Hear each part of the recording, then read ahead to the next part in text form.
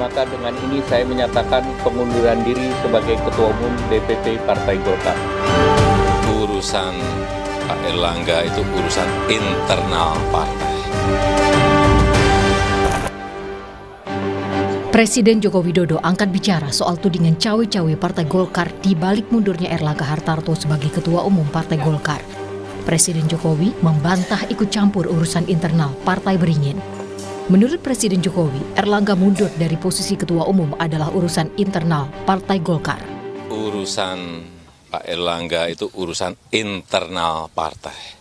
Di partai itu ada proses, ada mekanisme. Silahkan ditanyakan kepada Golkar, kepada Pak Erlangga. Ini di sini juga ada Golkar, Pak Dito, tanyakan. Jangan saya mencampuri internal partai. Nggak bisa. Penilaian orang ketika mengaitkan Bapak misalnya mendesak Pak Erlangga untuk keluar, ada cawe-cawe itu Golkar, Bapak bantah ya Pak ya? Bapak seperti apa?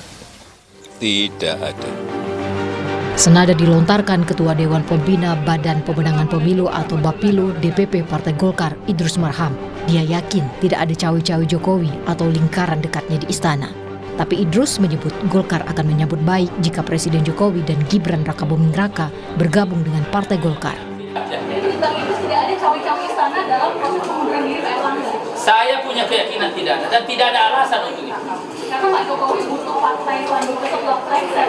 Oh, karena itu kan pemikiran kita. Pak Jokowi mantan presiden dan punya legacy. Mana misalkan kalau Pak Jokowi mau masuk Golkar, itu alhamdulillah dong, barokah dong. Mantan presiden 2 periode.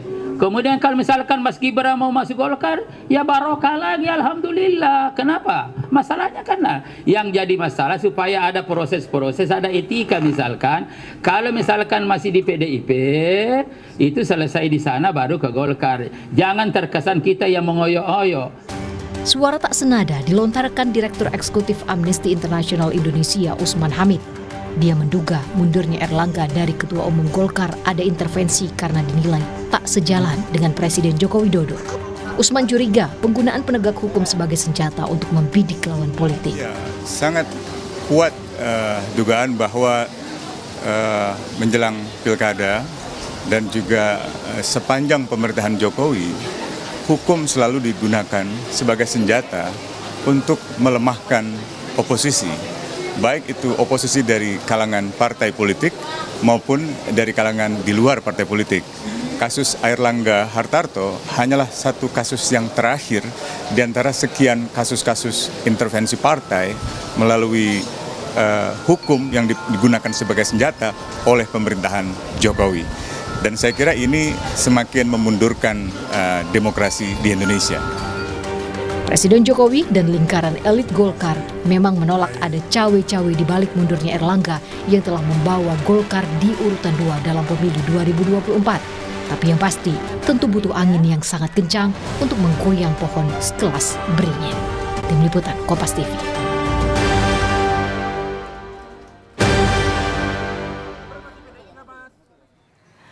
Mundurnya Erlangga Hartarto sebagai Ketua Umum Partai Golkar kemudian membuahkan tanda tanya dan juga spekulasi di tengah publik. Bahkan muncul juga spekulasi adanya cawe-cawe dari Presiden Jokowi di balik mundurnya Erlangga Hartarto. Apa betul mundurnya Erlangga dari Ketua Umum Partai Golkar ini adalah langkah atau upaya dari Jokowi untuk menguasai Partai Golkar? Kita bahas sore hari ini di Rumah Pilkada bersama Guru Besar Ilmu Politik dan Keamanan Universitas Padjadjaran. Ada Prof. Muradi. Prof. Muradi, halo, selamat sore. Selamat sore Mbak, Assalamualaikum warahmatullahi wabarakatuh.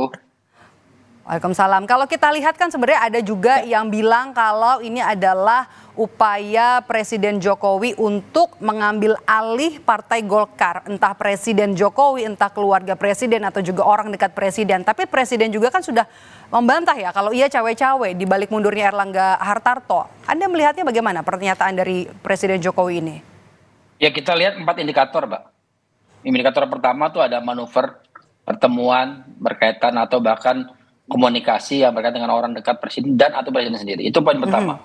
Yang kedua adalah ada nggak nama yang diusung, itu ada nama yang kemudian dianggap orang dekat dan atau anaknya sendiri. Nah, selama ini 2 namanya yang berkembang kan, Bahlil dengan Mas Gibran. Nah, yang ketiga ya, ada nggak perubahan nanti, tadi pasca tanggal 20 Agustus, ada nggak perubahan untuk rekomendasi terkait dengan pilkada? Kalau itu ada, artinya memang ada misalnya mempertimbangkan kembali Sumatera Utara, mempertimbangkan kembali misalnya Banten dan sebagainya ya. Bahkan mungkin bicara soal bagaimana masa depan Kim dan sebagainya itu juga menjadi problem. Nah yang keempat baru nama yang terpilih itu apakah memang ada kaitannya dengan presiden. Kalau 4 hal itu kemudian kelihatan terjadi, maka bantahan presiden nggak ada artinya di mata publik. Artinya buat saya ini yang kesekian kali presiden membantah, tapi dalam fakta berikutnya ternyata berkebalikan dengan apa yang menjadi bantahan presiden. Saya kira itu aja indikatornya. Jadi kalaupun misalnya tiba-tiba dibantah, faktualnya misalnya ada manuver, ada pertemuan, ada pengkondisian dan sebagainya. Contoh begini, agak unik sebenarnya. Contoh agak unik misalnya Bahlil ya, klaim sudah mendapatkan 34 Suara. DPD dukungan DPD untuk beliau dalam waktu 1 hari. Saya kira bukan sesuatu yang kemudian tanpa desain ya. Kan artinya ini ada by design, nggak mungkin dalam waktu 1 hari bisa terjadi. Memang terjadi dalam mungkin 2 bulan sebelum itu, bahkan mungkin sebelum itu terjadi pengkondisian. Jadi kalau 4 indikator ini tidak dilakukan dan tidak terjadi, maka kita bisa mengatakan presiden nggak terlibat. Tapi dengan kondisi hari ini, saya kira dari 4 indikator tadi ada 3 dari indikator tersebut itu sedang berlangsung, sedang terjadi. Artinya memang mungkin saja kita akan lihat tanggal 20 Agustus ini apakah yang terpilih adalah orang dekatnya presiden dan atau bahkan mungkin anaknya sendiri begitu. Oke, sambil menunggu nanti pekan depan Rapimnas dan juga Munas yang akan digelar pada 20 Agustus, tapi kalau kita lihat sebenarnya apa yang terjadi dalam tubuh Partai Golkar, sebenarnya ada dari politikus Partai Golkar yang juga bilang, Idrus Marham ini bilang kalau partainya menyambut baik nih kalau Pak Jokowi dan juga Gibran masuk ke Golkar. Termasuk juga menyinggung kalau nggak bisa dilupain nih Pak Jokowi dan keluarganya kan masih bagian dari PDIP begitu ya. Apa yang bisa Anda lihat dari pernyataan Idrus kalau misalnya memang benar Pak Jokowi dan juga Gibran ini nanti akan masuk ke Partai Golkar? Apakah Anda melihat ada konflik internal di Partai Golkar? Ya otomatis ada 6-7 faksi ya di Partai Golkar. Dan saya kira ketika Pak Erlangga mundur, ada kegalauan, ada perdebatan yang agak serius, makanya kemudian terjadi rapat pimpinan 2 hari yang lalu. Jadi kalau saya melihatnya, kalau memang betul Pak Jokowi dan Mas Gibran dan atau keluarganya mau masuk Golkar, nunggu aja nanti pas Munas Desember harusnya. Harusnya ya normal saja. Tapi kan udah lewat pilkadanya nanti. Ya dengan garansi, misalnya katakanlah Sumatera Utara sudah dapat garansi, bahkan mungkin Jawa Tengah mungkin sudah fix dukung Bobi gitu ya. Ya, karena Mas Dito misalnya sudah memilih untuk fokus di Semarang kan kira-kira gitu ya. Maka saya kira penting buat kemudian 2 itu. Tapi kan Jakarta belum nih. Jakarta kan kalau udah RK nggak mungkin lagi Kaisang atau gimana? Atau masih ada deadlock di situ?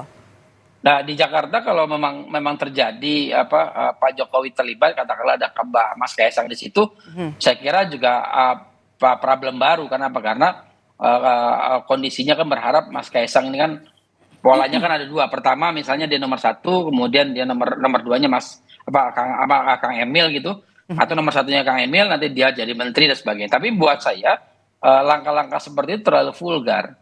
Secara politik dia tidak matang ya, tidak matang secara proses maksud saya.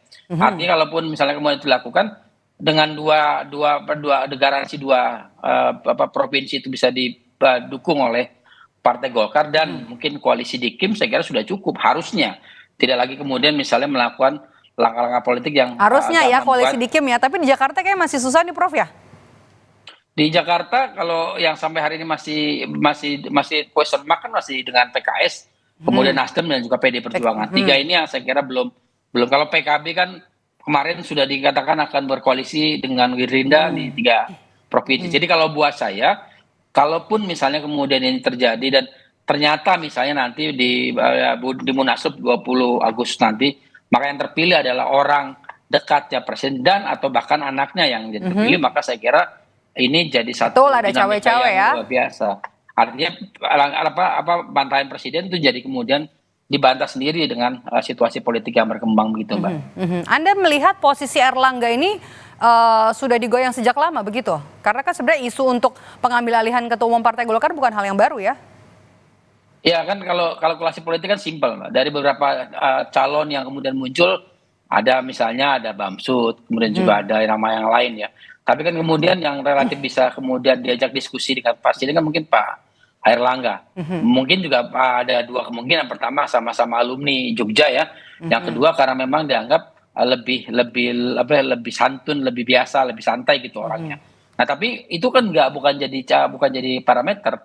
Justru parameter yang berikutnya adalah dugaan banyak pihak mungkin juga adalah bahwa posisi Pak Airlangga juga tersandra dalam beberapa kasus. Itu yang saya kira menjadi problem sendiri, makanya mudah buat Pak Airlangga untuk kemudian di bahasa saya dikendalikan ya untuk kemudian menjalankan agenda-agenda politik yang memang diinginkan oleh istana begitu. Oke, kalau kita bahas soal PLT sekarang ya, terpilihnya Agus Gumiwang Kartasasmita ini jadi PLT Ketum kemudian bisa memudahkan jalan Jokowi dan juga jalan seorang Gibran Rakabuming Raka nanti untuk bisa masuk ke dalam Partai Golkar. Anda lihat seperti itu? Kalau hanya sekedar masuk kan nggak ada masalah. Problemnya adalah itu ingin menguasai kepemimpinan di Golkar. Itu poin penting sebenarnya. Dua hal yang berbeda ini. Kalau saya kira kalau masuk saja sih nggak ada masalah. Artinya memang secara prinsipil Pak Jokowi sudah dekat dengan elit politik yang ada di Golkar. Nah problemnya beliau mungkin mau lebih, mungkin ingin jadi ketua, mungkin juga jadi Dewan Pembina dan sebagainya. Tapi kan itu kan situasi yang sebenarnya dinamis. Artinya buat saya semua kembali ke internal Golkar. Dari 7 faksi yang ada di Golkar itu apakah clear atau enggak? Clear artinya gini, clear untuk menjaga marwah partai. Artinya kalaupun misalnya saya sih berharap misalnya Munasnya Munas biasa ya. Kemudian Pak Jokowi masuk, katakanlah kemudian diterima. Beliau mungkin karena beliau mantan presiden 2 periode bisa jadi ketua Dewan Pembina mungkin misalnya ketua Dewan Penasihat. Tapi kan nggak ada urgensinya kalau begitu ya Prof. Kalau cuma masuk doang. Jadi anggota partai. Poin penting buat Pak Jokowi adalah mengawal anak-anaknya, Mbak. Bukan Pak Jokowinya. Pak Jokowi sudah selesai. Sudah selesai dalam artian beliau karirnya sudah selesai, sudah mentok nih. Wali kota, kemudian gubernur dan juga presiden. Jadi kalaupun sekarang beliau ikut di Golkar semata-mata untuk menjaga garis tangan politik anak-anaknya. Saya kira itu juga menjadi salah satu poin penting kenapa beliau kalau dianggap misalnya cawe-cawe itu semata-mata untuk kepentingan itu. Gitu. Oke, kalau gitu setelah terpilih sebagai PLT Ketua Umum, apakah kemudian jalan Agus Gumiwang untuk jadi Ketua Umum akan mulus meskipun sebenarnya sudah semalam itu sudah menyatakan bahwa tidak akan maju atau akan ada sosok lain yang akan menjadi Ketua Umum Golkar, Bahlil Lahadalia yang kuat? Ya kalau melihat pola yang dilakukan manuver Pak Bahlil ya, itu kan secara prinsipil dia sudah kondisikan mungkin 3-6 bulan yang lalu. Bahkan mungkin dugaan saya setelah pemilu Februari 2024 yang lalu. Dia melakukan itu karena ternyata dalam hitungan jam, bahkan saya nggak nyampe 24 jam, itu diklaim ada 34 DPD yang kemudian mendukung beliau. Artinya apa? Artinya memang ini sudah dalam kondisi by design. Nah pertanyaan berikutnya, by design oleh memang apakah Bahlil yang kemudian menggunakan ini sebagai kepentingan dia pribadi ya untuk memudahkan dia mengendalikan Golkar atau memang dia adalah desain dalam konteks subordinat dari kekuatan besar. Ini yang saya kira perlu kemudian kita dalami. Apa artinya Mbak? Lihat indikatornya Mbak. Indikatornya paling simpel menurut saya fokusnya pada itu aja. Kalau buat saya ketika pengen AGK ngomong begitu memang ada ruang baru yang kemudian coba berupaya untuk kemudian diisi. Nah siapa yang kemudian ruang itu? Kebiasaan di partai di Indonesia ya. Itu di Indonesia bukan cuma Partai Golkar. Orang yang kemudian dijagokan tidak muncul. Selalu kayak gitu. Kemarin kan nggak kelihatan Bahlil ya. Alasannya ya karena beliau bukan pengurus partai. Tapi poin penting sebenarnya dari posisi itu bahwa memang yang sedang disiapkan adalah Pak Bahlil itu sendiri. Hanya saja kemudian kita akan lihat apakah Pak Bahlil cukup berani misalnya untuk bisa mendrive 7 faksi orang-orang kuat yang termasuk ada di Golkar untuk mengubah ADART juga kalau begitu ya. Kan tidak memenuhi syarat. Di Munaslup kan akan terjadi kalau itu terjadi. Kalau memang itu ternyata benar 34 itu clear ya, maka sudah lebih dari 50% plus 1 untuk mengubah ADRT. Dan nggak ada masalah di situ sebenarnya. Kalau betul ya, kan kita mau lihat bahwa memang posisi Pak Bahlil betul-betul memang disiapkan atau tidak.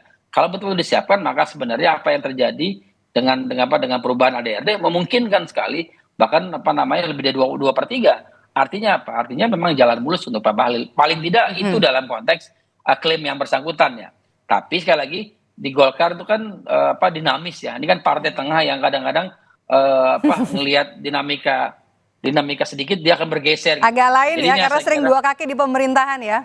Betul. Jadi maksud saya bisa jadi misalnya begini. Saya merasa bahwa sudah aja Partai Golkar sementara oposisi untuk 2 bulan ke depan. Nanti masuk tanggal 21 sudah jadi bagian pemerintahan. Mungkin nggak? Mungkin banget gitu. Tinggal kemudian mau tidak Golkar kemudian mencoba 2 bulan itu gini loh Mbak. 2 bulan itu untuk melakukan konsultasi internal. Artinya apa? Secara prinsipil saya kira itu bukan waktu yang lama. Tapi itu cukup untuk Partai Golkar untuk mengkondisikan bahwa di 2024 nanti pasca pelantikan Pak Prabowo, daya tawar Golkar jauh lebih tinggi dibanding sekarang gitu. Kira-kira gitulah.